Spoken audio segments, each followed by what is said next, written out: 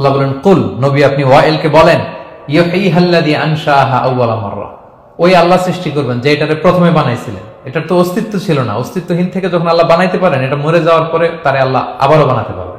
তাহলে পুনরুত্থান, আবার যে আমরা জীবিত হবে, এটা বিশ্বাস হয় আপনাদের? হয়। এটা করতে আল্লাহ কিছুই লাগে না, শুধু কুন বললেই হয়ে যায়। কি বললে? এই কুন কথা দিয়ে আল্লাহ তাআলা শেষ করেছেন সূরা ইয়াসিন। আল্লাহ বলেন যে আল্লাহর যে অসীম ক্ষমতা, এটা শুধু কুন বললেই হয়। ইন্নামা আমরুহু ইযা আরাদা শাইআন আইয়াকুলা লাহু কুন ফায়াকুন। সূরা ইয়াসিনের নাম শুনেছেন না আপনারা সবাই?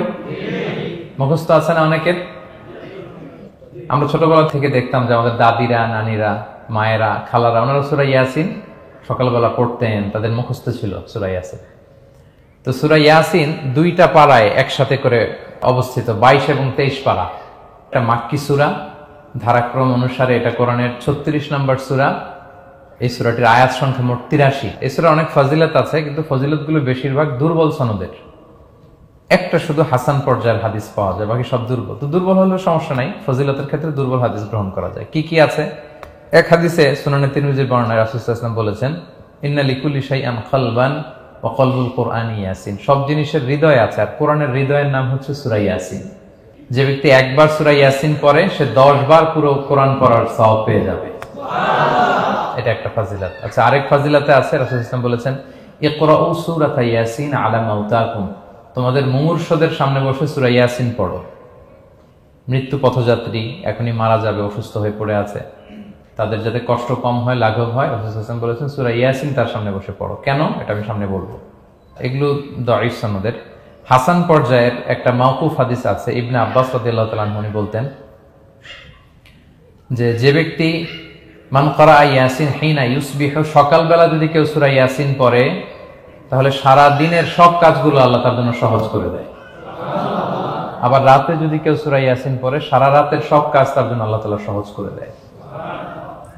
এবং ইবনু কাসির ওনার তাফসির মিন তাজরিবাতিহি, মানে তার এক্সপেরিয়েন্স থেকে, কোনো হাদিস দলিল না, ওনার অভিজ্ঞতা থেকে বলেছেন যে আমি যখনই কোনো বিপদে পড়েছি, সূরা ইয়াসিন তেলাওয়াত করার পর আল্লাহ তাআলা ওই কাজটা আমার জন্য সহজ করে দিয়েছেন। তো এখন সূরা ইয়াসিন বেশি বেশি তেলাওয়াত করবেন তো নাকি? মাশাআল্লাহ, ঠিক আছে।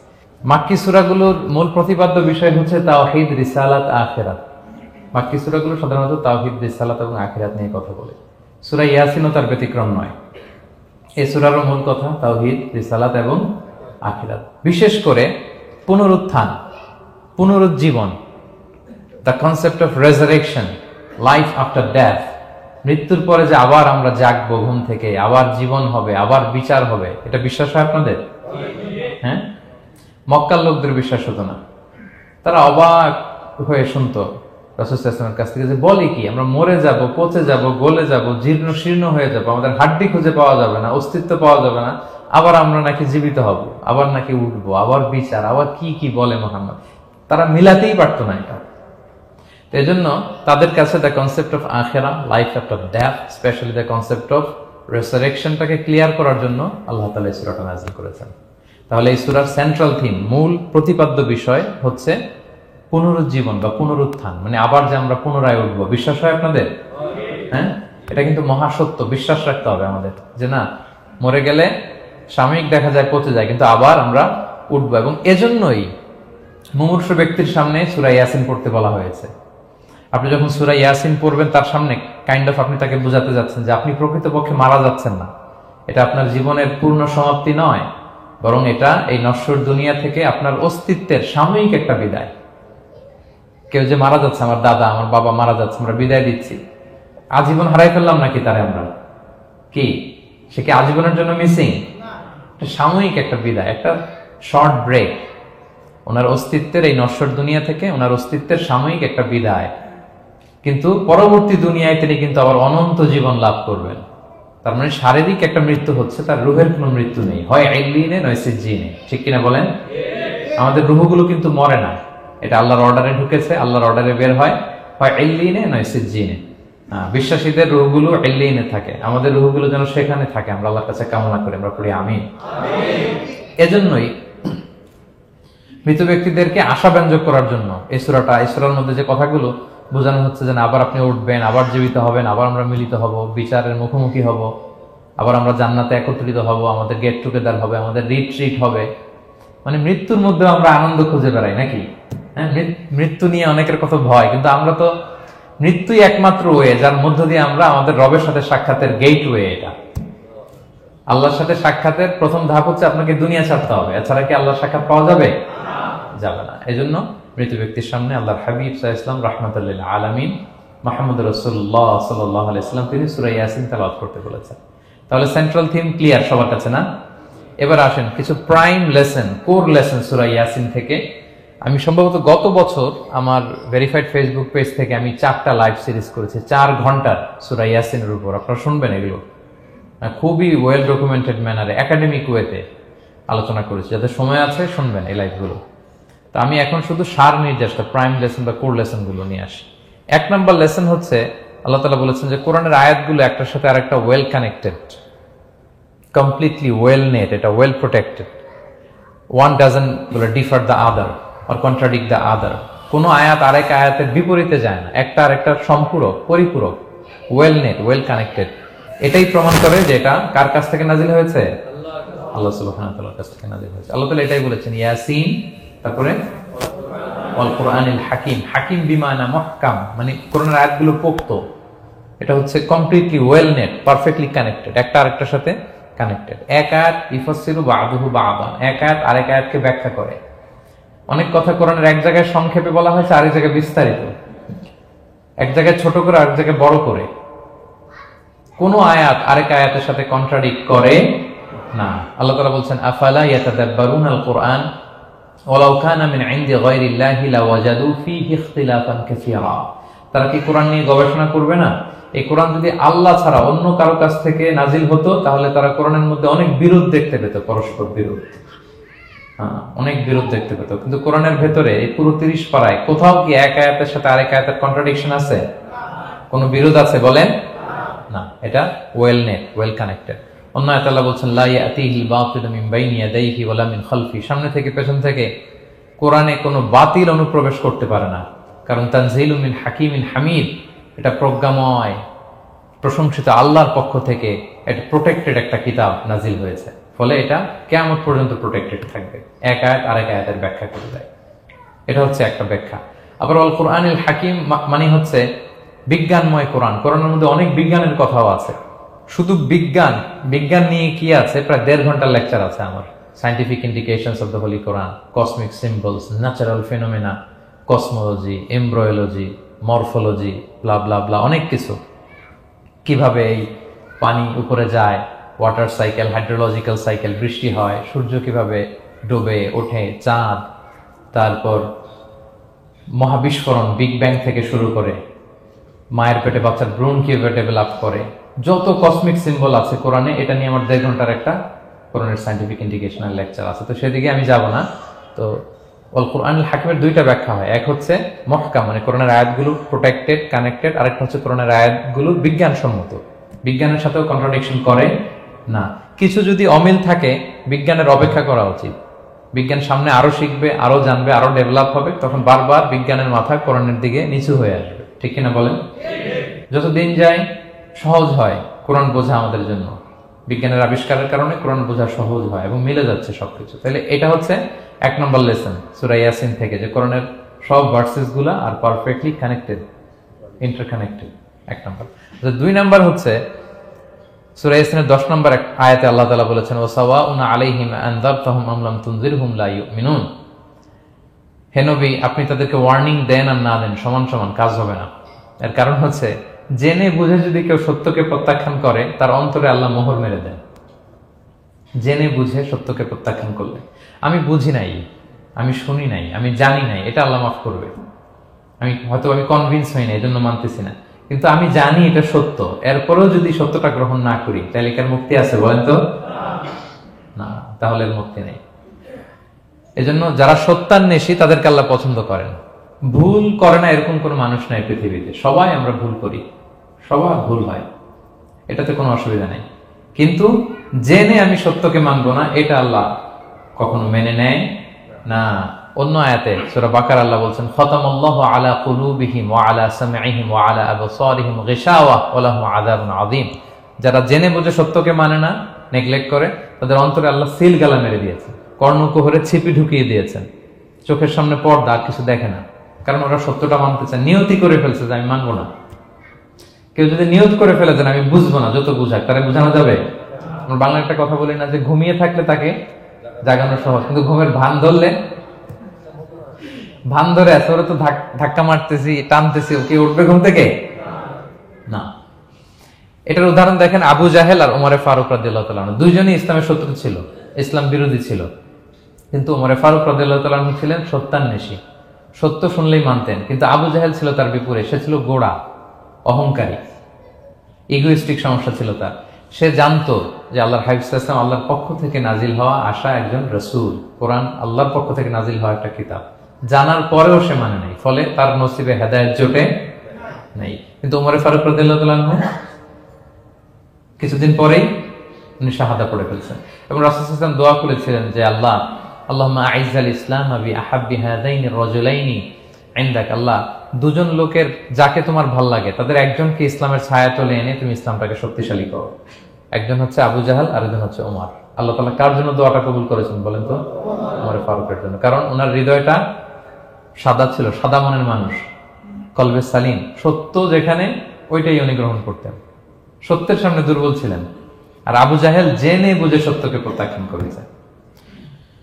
সো 2 নাম্বার শিক্ষাটা আমরা যেটা পেলাম, যে জেনে বুঝে সত্য প্রত্যাখ্যান করলে আল্লাহ তার জন্য হেদায়েত বরাদ্দ রাখেন না।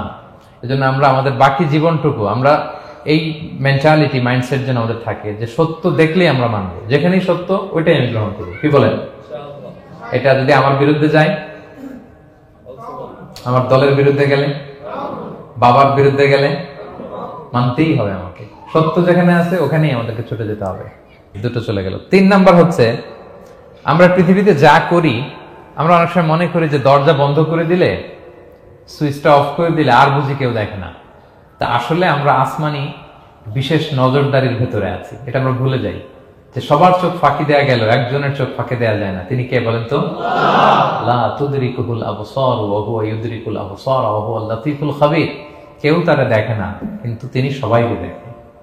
কোন চোখ তাকে দেখে না, কিন্তু তিনি সব চোখগুলোকে দেখে। তাহলে 3 নম্বর লেসন হচ্ছে, everything is recorded in well documented man. আমরা যা বলি, যা করি, যা লিখি, সবকিছু রেকর্ড করা হচ্ছে। কিন্তু সেদিন আপনি দেখবেন, ভালো করলেও দেখবেন, খারাপ করলেও আপনি দেখবেন। তার মানে সবকিছু লিপিবদ্ধ হচ্ছে, সংরক্ষিত হচ্ছে। এটা আল্লাহ কোথায় বলেছেন? সূরা ইয়াসিনের 12 নম্বর আয়াত। আল্লাহ বলেন, নাকতুবু মা কদ্দামু ওয়া আসারহুম, তারা যা আমল করেছে আমি লিখে রাখি, ওয়া আসারহুম, এবং যা তারা দুনিয়ার জন্য রেখে গিয়েছে তাও লিখে রাখি। মানে এনি অ্যাকশন দে লেফট বিহাইন্ড, এনি ইফেক্ট দে লেফট বিহাইন্ড। এটা সাদাকায়ে জারিয়া বা গুনায়ে জারিয়া। সাদাকায়ে জারিয়া হচ্ছে আপনি একটা ভালো কাজ করছেন, ধরেন যে দ্বীনি জ্ঞান শিক্ষা দিচ্ছেন, আমি সূরা ফাতিহা শিক্ষা দিলাম আপনাদেরকে, তো আপনারা এটা দিয়ে আজীবন নামাজ পড়তেছেন, আপনার সওয়াব তো আপনি পাবেনই, কিন্তু ওই যে আমি শিক্ষা দিলাম একটা পার্সেন্টেজ সওয়াব আজীবন আমার আমল নামে আসবে।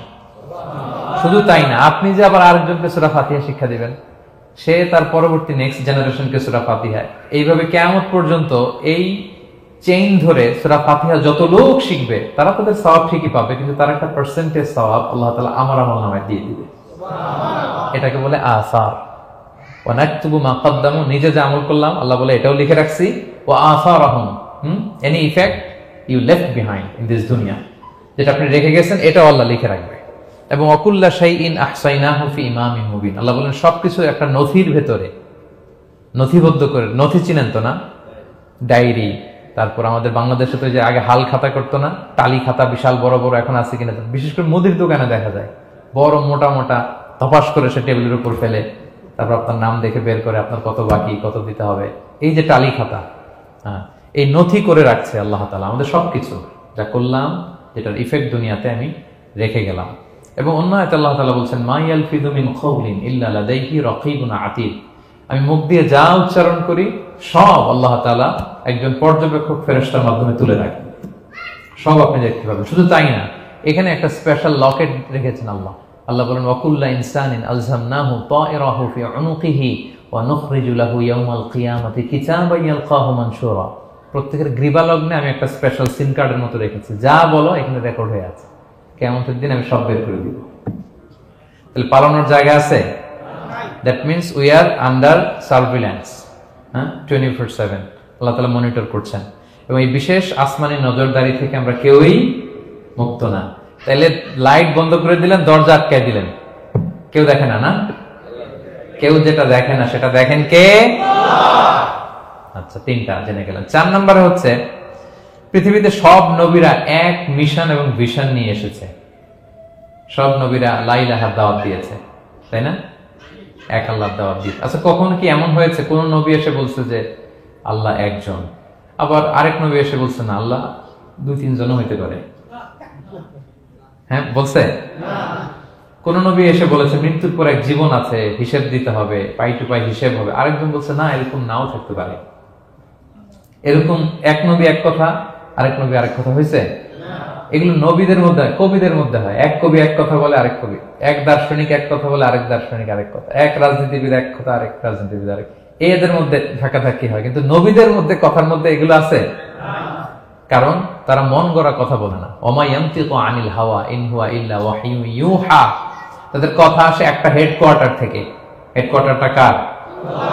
আসমানি রেভেলেশনের বেসিসে ওনারা কথা বলেন। মন গড়া কোনো নবী কোনো কথা বলেন না। তাহলে 4 নম্বর শিক্ষা হচ্ছে সব নবীর মিশন ভিশন এক। এজন্য তাদের মধ্যে একটা কোঅপারেশন ছিল। সূরা ইয়াসিনে চমৎকার একটা ঘটনা আছে। একটা জনপদের নাম উল্লেখ করা হয়নি, কিন্তু কোন কোন মুফাসসির বলেছেন এটা তুরস্কের আন্তাকিয়া জনপদে আল্লাহ একটা কাজে, দাওয়াতি কাজে 2 জন নবীকে পাঠালেন। কয়জন? 2 জন। কাজ একটা, কিন্তু কয়জন? 2 জন। এরকম সাধারণত অন্য নবীদের ক্ষেত্রে হয় না, কোরআনে পাওয়া যায় না যে এক কাজে এক জায়গায় 2 নবী, এরকম হয় না। এক্সেপ্ট মুসা আলাইহিস সালাম, ওনার কথা বলার জড়তা ছিল, তো উনি আল্লাহকে বলেছেন আল্লাহ আমাকে যেই তাওরাত দিয়ে পাঠালেন আমি তো কথা ক্লিয়ারলি বলতে পারি না, জড়তা, মামলিং হয় আমার মুখে। আমার ভাই আখি হারুন আফসাহু মিন্নি লিসান, ও আবার খুব ফ্লুয়েন্ট ছিল। আমি নেতৃত্ব দিব, কিন্তু হারুন ভোকাল দিবে, আপনি তাকে নবী বানায় দেন। মুসা আলাইহিস সালামের দোয়ার বদলতে আল্লাহ হারুন আলাইহিস সালামকে নবী বানাই দিয়েছিলেন। 2 ভাই মিলে ফেরাউনের কাছে দাওয়াতি কাজ করেছে। কিন্তু এছাড়া আর এরকম দেখা যায় না যে এক এলাকায় এক কাজে 2 জন নবী, না। এইখানে দেখা গিয়েছে আন্তাকিয়া জনপদে আল্লাহ এক মিশনে কয়জন নবী পাঠিয়েছেন? 2 জন। আচ্ছা, কিছুদিন পরে আরো একজন, তাহলে হইল কয়জন? 3 জন। এক কাজে এক জনপদে এক এলাকায় মোট 3 জন নবী, কিন্তু এদের মধ্যে কোনো মারামারি নেই।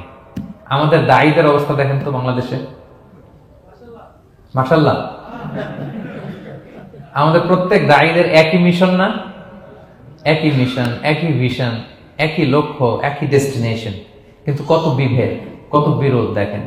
আল্লাহ তাআলা সূরা ইয়াসিনের 14 নম্বর আয়াতে বলছেন ইদ আরসালনা ইলাইহিম মুসনাইন, প্রথম 2 জন নবী পাঠালাম একটা মিশনে, ফাআজ্জাজনা বিসালিস, এবং 3য় জন দিয়ে আরো এদেরকে মজবুত করলাম, ফাকালু ইন্না ইলাইকুম মুরসালুন, তারা যে 3 জন একই কথা বলল যে আমরা রাসূল হয়ে এসেছি।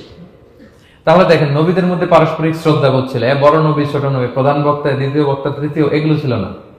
এই 3 নবীর মধ্যে প্রধান নবী, দ্বিতীয় নবী, তৃতীয় নবী আছে নাকি? না। 3 জন একই মিশনে, একই ভিশনে, কোঅপারেশনে তারা এগিয়ে গিয়েছে। তো দেখেন আমরা যারা কোরআনের দায়ী, আমরা তো নবীদের কাজটাই করি, ফলে আমাদের মধ্যে এই কোঅপারেশন থাকতে হবে, এই রেসপেক্ট থাকতে হবে। আমি ব্যক্তিগতভাবে খুবই লজ্জিত যে আমাদের এই দাওয়া অঙ্গনটাকে আমরা কলুষিত করে ফেলেছি। আমরা অন্য আলেমকে, অন্য দায়ীকে তুচ্ছ করা, তাচ্ছিল্য করা, ছোট করা, হেয় করা, তাকে বাতিল করা, নাকচ করা, এরকম আমরা করে থাকি। আমি একাই ইসলামের মুখপাত্র, আমি যা বলবো এটাই, এটা ঠিকাদারি আমার কাছে, এরকম একটা মেন্টালিটি আছে না? এটা নবীদের মাইন্ডসেট এরকম ছিল না। ওনারা কোঅপারেশনে, কোলাবোরেশনে কাজ করতেন, পার্টনারশিপে, একে অপরের প্রতি রেসপেক্ট ছিল। কোন নবী আরেক নবী বিসৎকার করে নাই। কিন্তু আমরা এক দায়ী আরেক দায়ীকে কাফের বলতেও তো আমরা দ্বিধাবোধ করি না, কি বলেন? আল্লাহ তাআলা আমাদের বোঝার তৌফিক দান করুন। 5 নাম্বার, নবীদের কাজ হচ্ছে আল বালাগুল মুবিন, ক্লিয়ার কমিউনিকেশন, শুধু পৌঁছে দেয়া, বাণীবাহকের কাজ করা। আল্লাহ তাআলা বলছেন ওমা আলাইনা ইল্লাল বালাগুল মুবিন। ওই 3 জন নবী যখন বুঝালেন, তারা এলাকাবাসী মানে না, রিজেক্ট করলো, কিন্তু তারা বললো যে আমাদের কাজ হচ্ছে পৌঁছে দেওয়া, মানবা কি মানবো না এটা তোমাদের কাজ। আমাদের কাজ কি? আল বালাগুল মুবিন, কোরআনিক টার্মিনোলজি, মানে হচ্ছে ক্লিয়ার কমিউনিকেশন, আমাদের কাজ পৌঁছে দেওয়া, এর বেশি কিছু না। আমরা অনেক সময় একটু জবরদস্তি করতে চাই, জোরাজুরি করতে চাই, এই নামাজ পড়ো না কেন, তাকে জোরাজুরি করা, দাঁড়িয়ে রাখানো, জোরাজুরিতে বেশি কাজ হয় না। আপনি পাওয়ারফুল মেসেজ দিবেন, ইনফ্লুয়েন্স করবেন, এতেই আল্লাহ হেদায়েত দিবে। কারণ হেদায়েতটা নিয়ন্ত্রণ করেন একমাত্র কে? এখানে আর কারো হাত নাই, এমনকি নবীরও না। কোন নবীও চাইলে কাউকে হেদায়েত দিতে পারে আল্লাহ হাবিব সাল্লাল্লাহু আলাইহি ওয়াসাল্লাম মক্কাবাসীদের পেছনে ঘুরতে ঘুরতে পেরেশান। উনি তো রহমতের নবী, উনি ভাবতেছিলেন হায়রে একটু যদি আমার কথা মানতো তাইলেই তো জাহান্নাম থেকে বেঁচে যায়, আর একটু দাওয়াত দেই, সকালে দেই, দুপুরে দেই, বিকেলে দেই, রাতে দেই। তাদের পিছনে ঘুরতে ঘুরতে রাসূল সাল্লাল্লাহু আলাইহি ওয়াসাল্লাম পেরেশান হয়ে যেতেন। আল্লাহ তাআলা সূরা কাহফে আয়াত নাযিল করলেন, ফালা আল্লাকা বাকিউন নাফসাকা আলা আসারিহিম ইল্লাম ইউমিনু বিহাদাল হাদীসি আসাফা। নবী, ওরা যদি শুনতে না চায়, আপনি তো ওদের পিছনে ঘুরতে ঘুরতে পাগল হয়ে যাচ্ছেন বোধহয়, না রেখে দেন, মানলে মানুক, না মানলে নাই। হেদায়েত দেওয়ার মালিক হচ্ছে আমি। ফাযাক্কির ইন্নামা আনতা মুযাক্কির, আপনি শুধু স্মরণ করিয়ে দেন, উপদেশ দেন। লাস্তা আলাইহিম বিমুসাইতির, আপনি বল প্রয়োগ করতে আসেন, আপনাকে দারোগা বানাই পাঠাই নিয়ে, আপনি শুধু পৌঁছে দিবেন। এমনকি রাসূল সাল্লাল্লাহু আলাইহি ওয়াসাল্লাম ওনার চাচা আবু তালেবের হেদায়েতের জন্য অনেক ট্রাই করেছেন, কিন্তু হেদায়েত নসিব হয়েছে বলেন? কারণ ইন্নাকা লা তাহদি মান আহবাবতা ওয়ালাকিন্নাল্লাহ ইয়াহদি মান ইয়াশা। নবী, আপনি যাকে চান তাকে হেদায়েত দিতে পারবেন না। তাহলে আমাদের যারা দাঈ, আমাদের কাজ কি? পৌঁছে দেওয়া। বলেন তো, কাজ কি? পৌঁছে দেওয়া। নাকি বল প্রয়োগ করা, জোরাজুরি করা? মাশাআল্লাহ। 7 নাম্বার লেসন হচ্ছে, এই পৃথিবীর সবকিছু আইন মানে কার? বলেন তো? আল্লাহর। ইচ্ছায় অনিচ্ছায় সবকিছু আল্লাহর আইন মানে, আমরা ছাড়া শুধু। আকাশ, জমিন, বাতাস, বৃষ্টি, মেঘমালা, পাহাড়, সাগর, নদী, সূর্য, চন্দ্র, সব আইন মানে কার? আল্লাহর আইন মানে। সে কথা আল্লাহ বলছেন, ওয়াশ-শামসু তাজরি লিমুস্তাকাররিন লাহা, আমি সূর্যের জন্য একটা গতিপথ দিয়েছি, কক্ষপথ, অক্ষপথ, সে ওইদিকেই ঘুরে, ওরা ঘুরতে বলছে ও ঘুরে, এর কোনো ব্যত্যয় নাই। যালিকা তাকদীরুল আজিজিল আলিম, এটা আমি আল্লাহ ফিক্স করে দিয়েছি। ওয়াল কামারা কাদ্দারনাহু মানাজিলা হাত্তা আদা কাল উরজুনিল কাদিম, আর চাঁদকে আমি 30টা মঞ্জিল দিয়েছি। দেখবেন চাঁদ কিন্তু এক জায়গায় উদিত হয় না, 30 দিনে 30 জায়গায়, পুরো মাস ব্যাপী এদিক থেকে ওদিকে শুধু ঘুরে। এটা আল্লাহ ফিক্স করে দিয়েছে, এটা ওর বিধান। আমাদের জন্য কোরআন বিধান হিসেবে দিয়েছে, আমরা মানি না, কিন্তু প্রত্যেক প্রাণীর জন্য, সৃষ্টির জন্য যে বিধান আল্লাহ ফিক্স করেছেন ওরা ওইটাই মানে, এর একটু একচুল পরিমাণ ডান ব্যয় করে না। সুবহানাল্লাহ, সুবহানাল্লাহ। সো জগতের সবকিছু আল্লাহর দেয়া বিধান মেনে চলে, কারণ গোটা জগৎটাই তো তার। গোটা জগৎটা কার বলেন? ফলে আইনও চলবে তার। আমরা যেন আল্লাহর সবগুলো আইন মেনে চলি। 8 নাম্বার হচ্ছে, এই যে আমরা জান্নাতের কথা শুনি, কিয়ামতের কথা শুনি, আখিরাতের কথা শুনি, একদিন আমরা এটা চাক্ষুষ দেখতে পাবো, তখন আমাদের এই বিশ্বাসটা আরো প্রগাঢ় হবে। মৃত্যুর পরে যে আমাদের লম্বা ঘুম, এই আমাদের নিদ্রা ভঙ্গ যেদিন হবে, সেদিন আমরা সব দেখতে পাবো, চাক্ষুষ কিয়ামতের সবকিছু। সেটা আল্লাহ তাআলা বলছেন, নুফিখা ফিস সূরি ফাইদাহুম মিনাল আজদাসি ইলা রাব্বিহিম ইয়ানসিলুন, ইসরাফিলের সিংহার ফুৎকারে সেদিন সব মানুষ জেগে উঠবে। আপনারা ইসরাফিল আলাইহিস সালামের নাম শুনেছেন? কে উনি? একজন ফেরেশতা। উনি বড় একটা সিংহায় ফুৎকার দিবেন। সৃষ্টির পর থেকে আল্লাহ ওনাকে একটা কাজের জন্য অ্যাসাইন করেছেন, শুধু ফু দিবে 3টা। কয়টা? আর কোনো কাজ আছে? দ্যাটস ইট, দ্যাটস ইট, শুধু 3টা ফু দিবে 3 বারে। ঠিক যে মুহূর্তে আপনারা এখন কথা শুনছেন, এই মুহূর্তে উনি ওই ট্রাম্পিট সিংহা নিয়ে আরশের দিকে তাকায় আছে, কখন আল্লাহর আদেশ আসে, 1 সেকেন্ডের জন্য দেরি না, চোখের পলক যাতে দেরি না হয়ে যায়, তাকিয়ে আছেন উনি। ফুৎকার দিবে তো কবর থেকে মানুষগুলো উঠবে। মিনহা খালাকনাকুম ওয়া ফিহা নুঈদুকুম ওয়া মিনহা নুখরিজুকুম তারাতান উখরা, এই কথাই আল্লাহ এই সূরাতে বলেছেন। তো মানুষ যখন উঠবে, কারো ঘুম হবে 50 বছর, কারো 500 বছর, কারো 5000 বছর, কারো 5 লক্ষ বছর। পৃথিবীতে প্রথম নিহত হয়েছে কে জানেন?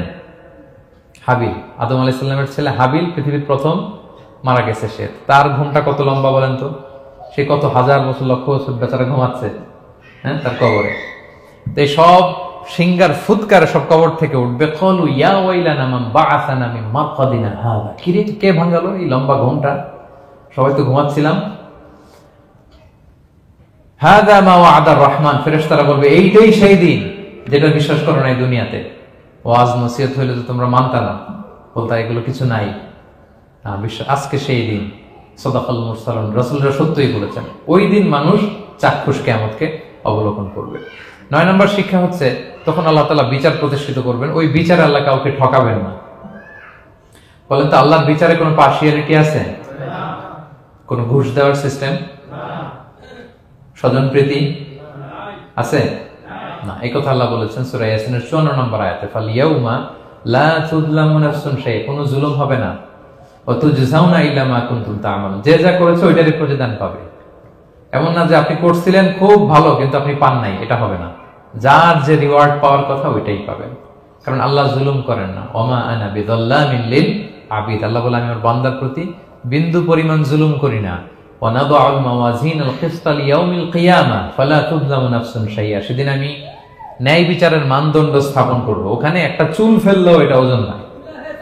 ফামান ইয়ামাল মিসকালা যাররাতিন খায়রান ইয়ারা ওয়া মান ইয়ামাল মিসকালা যাররাতিন শাররান ইয়ারা, অনুপরিমাণ ভালো করলে ভালো পাবেন। এই যে সে লিল্লাহি তাকবীর বলছে, সওয়াব হইছে না? সে ওই দিন আমলনামায় দেখবে কি রে, অমুক এক মাহফিলের মধ্যে আমি লিল্লাহি তাকবীর বলছিলাম, এইটার এতগুলা সওয়াব। তারপরে এই যে আপনারা আল্লাহু আকবার বলছেন, এতে সওয়াব হইছে না?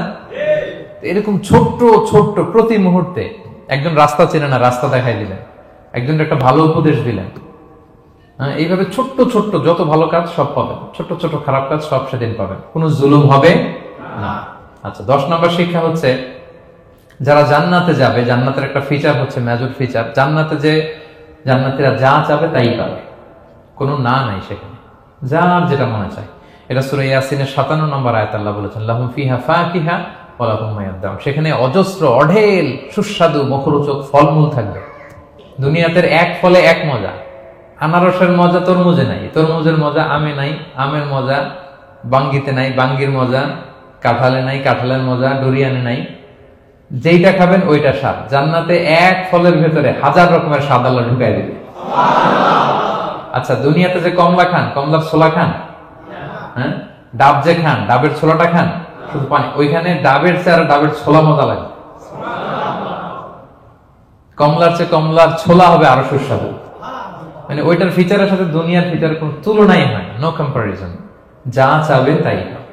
ইয়াসিনের 11 নম্বর শিক্ষা হচ্ছে সেদিন নিজের হাত পা নিজের বিরুদ্ধে সাক্ষী দিবে যারা জাহান্নামে যাবে।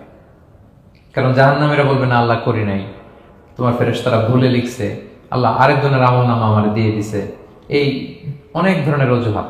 তখন আল্লাহ তাআলা তার মুখটাকে সিলগালা করে দিবেন। ফালইয়াউমা নাখতিমু আলা আফওয়াহিহিম ওয়া তুকাল্লিমুনা আইদিহিম ওয়া তাশহাদু আরজুলুহুম বিমা কানু ইয়াকসিবুন। আল্লাহ বলে তোমার মুখ আমি সিলগালা করে দিলাম, হাত কথা বলবে, তখন পা সাক্ষী দিবে কোথায় যে পাপটা করছে। আপনি অবাক হন, কি রে, এই হাতে তো কত আংটি পরলাম, এরপর কত লোশন মাখলাম, হ্যাঁ, কত সুন্দর বডি ওয়াশ দিয়ে হাতটাকে ক্লিন রাখলাম, তারপর হাতের মধ্যে গ্লাভস পরলাম, হাত পা কত যত্ন আমি নিলাম, এই হাত পা আমার বিরুদ্ধে কথা বলে। রাগে মানুষ বলবে ওয়াকালু লিজুলুদিহিম লিমা শাহিদতুম আলাইনা, কি রে আমার বিরুদ্ধে কথা বলিস কেন? তো হাত পা বলবে ক্বালু আনতাকানাল্লাহ আল্লাযী আনতাকা কুল্লা শাই, ওই আল্লাহ আজকে আমাকে কথা বলার সুযোগ দিয়েছে, যে আল্লাহ চাইলে যে কাউকে যে কোনো সৃষ্টিকে কথা বলার সুযোগ দিয়ে থাকে।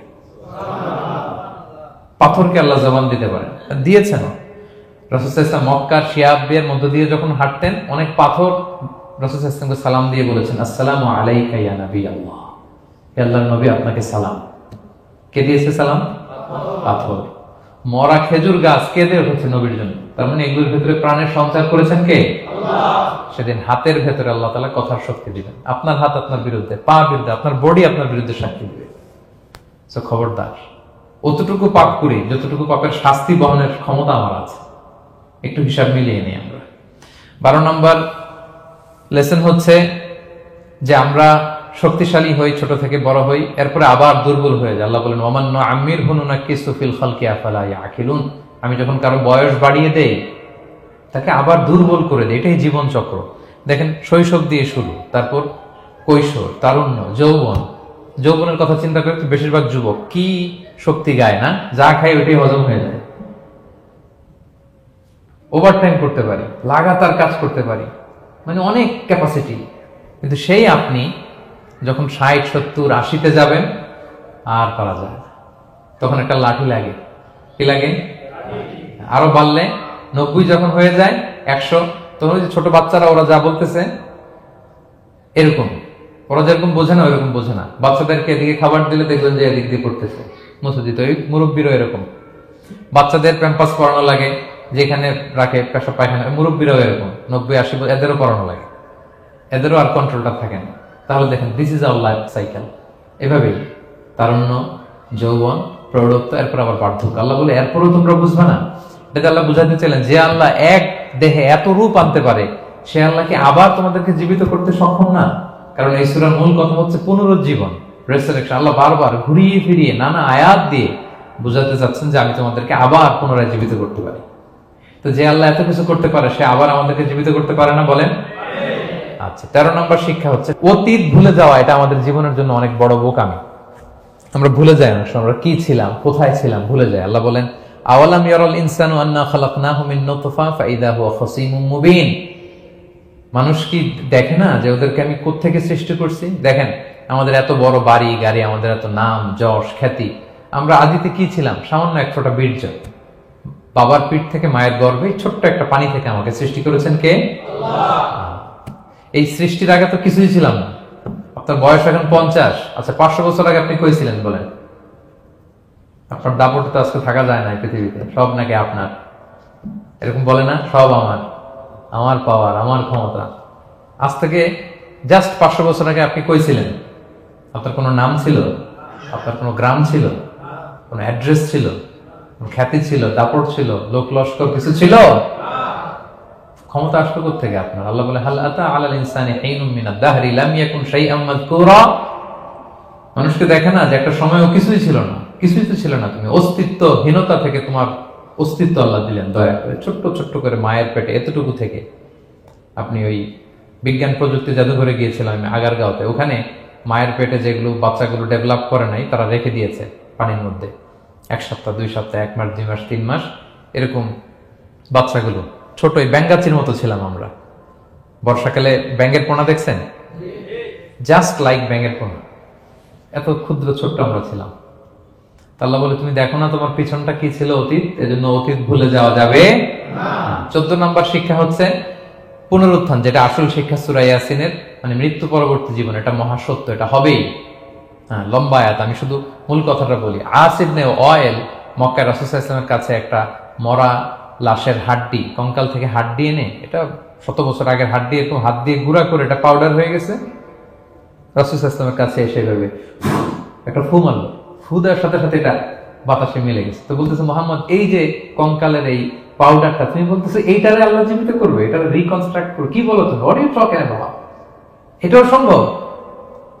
আল্লাহ এই কথাটা সূরা ইয়াসিনে তুলে ধরলেন, যে দারাবা লানা মাসালান ওয়া নাসিয়া খালকা ক্বালা মান ইউহিল ইযামা ওয়া হিয়া রামীম। এটারে কে আবার জীবিত করবে? এটা তো জীর্ণ শীর্ণ ধুলা বালু পাউডার হয়ে গিয়েছে। আল্লাহ বলেন, কুল, নবী আপনি ওয়াইলকে বলেন, ইউহিহাল্লাযী আনশাহা আউওয়ালা মাররা। ওই আল্লাহ সৃষ্টি করবেন যে এটারে প্রথমে বানাইছিলেন। এটার তো অস্তিত্ব ছিল না। অস্তিত্বহীন থেকে যখন আল্লাহ বানাইতে পারেন, এটা মরে যাওয়ার পরে তারে আল্লাহ আবারও বানাতে পারবে। ঠিক কিনা বলেন? আচ্ছা বলেন, কোন জিনিস প্রথমে বানানো সহজ না দ্বিতীয়বার বানানো সহজ? দ্বিতীয়বার, তাই না? তো প্রথমেই যেহেতু আল্লাহ আমাদেরকে বানাই ফেলতে পারছে, মরে গেলে গলে গেলে পচে গেলে দ্বিতীয়বার বানানো করার জন্য কঠিন হবে? কঠিন হলে তো প্রথমবার হওয়ার কথা ছিল, যেহেতু নমুনা ছিল না। আল্লাহর কাছে কোনো মডেল ডিজাইন ছিল যে এটার আলোকে এটা ছিল? তো সেই আল্লাহ যখন আমাদেরকে বানাই ফেলতে পারছেন প্রথমবার, দ্বিতীয়বার কি তার জন্য কঠিন না সহজ? তখন বিষ্ণু ইসলাম বললেন যে এই পাউডার, তুমি যে কঙ্কালের হাড্ডি ফু দিয়ে বললা, এটাকে আল্লাহ জীবিত করবেন। অনুরূপভাবে তোমাকেও জীবিত করবেন এবং তোমাকে জাহান্নামে নিক্ষেপ করবেন। আল্লাহ জাহান্নাম থেকে আমাদেরকে হেফাজত করুন। সহিহ মুসলিমের হাদিস, আল্লাহর হাবিব সাল্লাল্লাহু আলাইহি ওয়াসাল্লাম বলেন, ইন্না ফিল ইনসানি আযমান, মানুষের দেহে একটা হাড্ডি কণিকা আছে, লা তাকুলুল আরদু আবাদা। এই হাড্ডি কণিকা জমিন কখনো খেতে পারে না।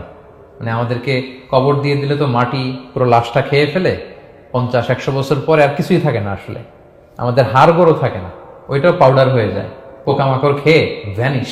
কিন্তু একটা জিনিস ছাড়া, আমাদের এই যে শির দ্বারা ব্যাকবোন, আমাদের স্পাইনাল কর্ডের একেবারে নিচে ট্রায়াঙ্গেল ছোট্ট একটা হাড্ডি কণিকা আছে, ত্রিভুজ আকৃতির। এটাকে ডাক্তারি ভাষায় বলে কক্সিক্স টেইল বোন, পুচ্ছাস্তি বলে।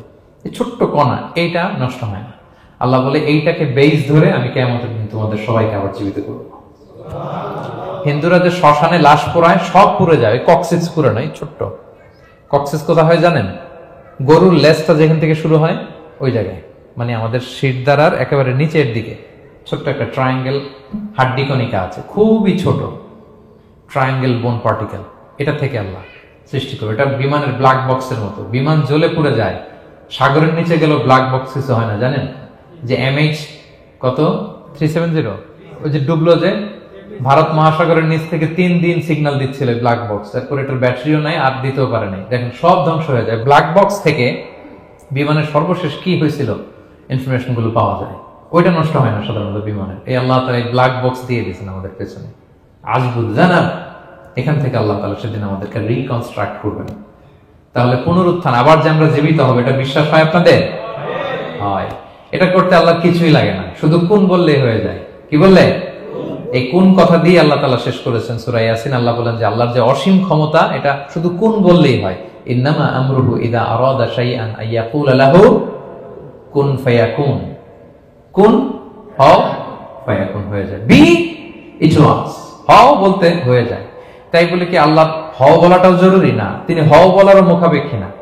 দুনিয়াতে আমাদের বোঝানোর জন্য তিনি বলছেন যে আমি কোন বললেই হয়ে যায়, ওনার কোনও বলা লাগে না, চিন্তা করা মাত্রই হয়ে যায়। ফাআলুল লিমা ইউরিদ, তিনি যা ইচ্ছা তাই করতে পারেন। সো সে আল্লাহকে যেন আমরা ডাকি, তার কাছে যেন আমরা ফরিয়াদ করি, আমাদের মনের আকুতি, চাহিদা, প্রার্থনা তার কাছে যেন আমরা নিবেদন করে পেশ করি। আল্লাহ তাআলা আমাদের সবাইকে কথাগুলো বোঝার, আমল করার তৌফিক দান করুন।